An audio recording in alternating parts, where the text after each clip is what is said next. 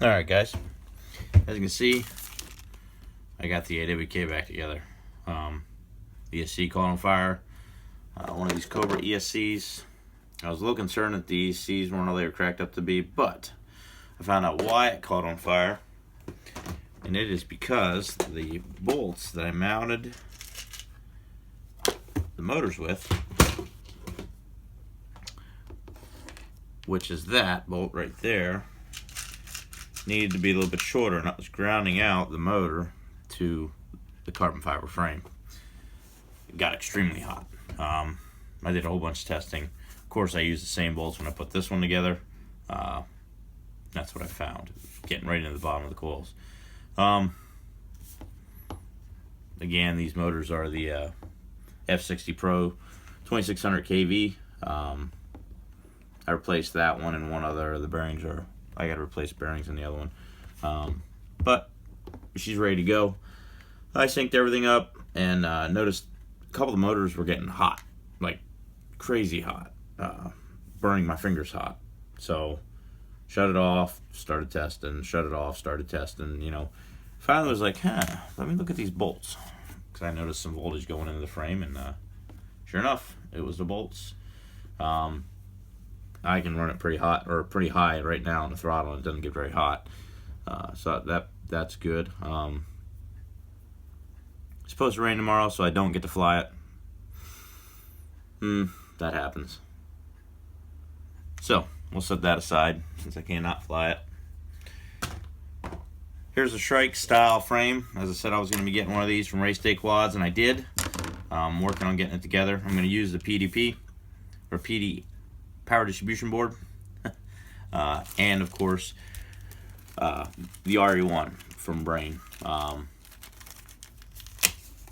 Flight controller, having that thing's awesome. The OSD's phenomenal. You can do as much or as little with it as you want. If you go on brainfpv.com, they have a real nice tutorial on how to install this with their power distribution board, which works really nice. That's the board. A lot of stuff going on there. It's an F4 chip. I won't have this installed tonight, but I'll be working on it. Now this will be rubber mounted. Not sure if it really needs to be rubber mounted, but it will be. I'll be using the 12 volt output to go to the flight controller and the camera. It is filtered, which is good. The 5 volt output will be going to the RE1. Now I'm going to have to test that 5 volt output because, as they told me when I was talking about not using the power distribution board, this can handle 4.5 volts to 5.5 volts, and it will fry if you don't do it.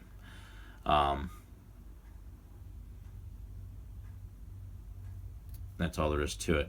Now, the DIV, I'm going to be soldering that shut, and I'm going to run, a small power lead off of one of the positives or even the main right up to it. It can handle up to 20 volts or 4S. It says is the max, which is what, 16 point something. Anyway, that'll be going on here. I did not pay for this board. As you remember, I had a board from them at Fried, and they gave me this one for free. They said there was a short on the board. They just gave me another new one. These things are great. I like them. I'd like to make a big 6 or hex quad for a camera, but that's later on down the road. This thing works great. Check out their tutorial if you ever get one. It gives a huge amount of good detailed information. You can run these boards 8K on the beta flight. I'm not sure what that would be in D Ronin. The best way I found to get beta flight on this board is to solder it all up and go into the D Ronin and download what you need and put it on this board from there. After you do that, you're good. It hooks right up to beta flight and everything else.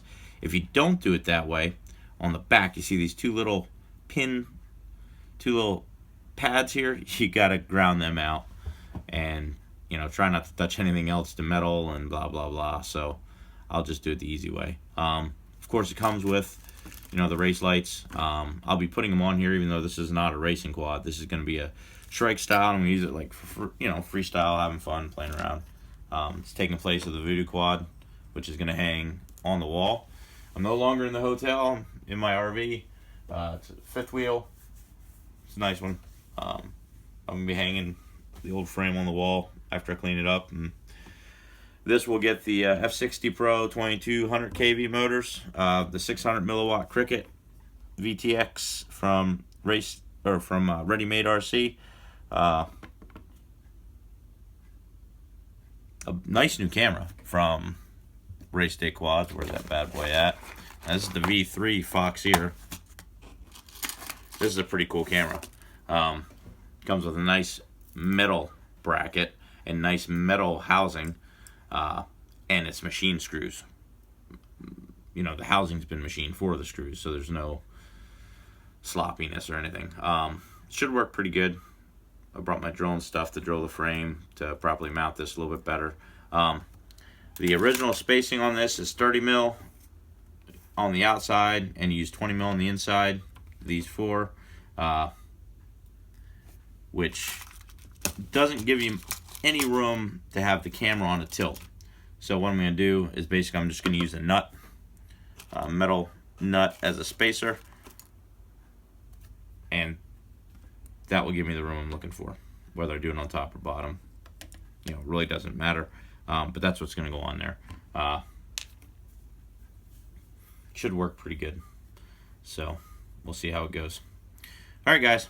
I'm going to probably play around with this just for a little bit. Maybe get the pads ready to go. Nah, I'm going to go to bed. It's late. Have a good one. Later.